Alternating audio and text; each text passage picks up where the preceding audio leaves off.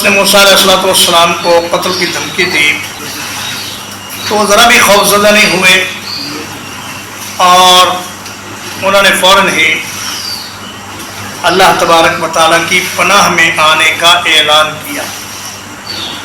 اللہ کے نیک بندوں کا طریقہ یہی ہوتا ہے کہ جب کوئی ان کے خلاف دشمنی کرتا ہے یا شرارت کرتا ہے تو اللہ کی پناہ میں آ جاتے ہیں۔ سیدنا ابو موسیٰ اشعری رضی اللہ تعالیٰ عنہ کہتے ہیں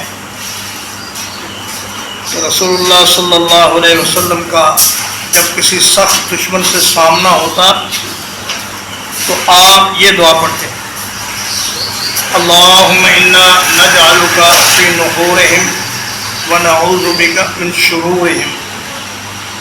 اے اللہ ہم ان کے مقابلے میں آپ کو ہی کرتے ہیں اور ان کی شرارتوں سے آپ کی پناہ چاہتے ہیں۔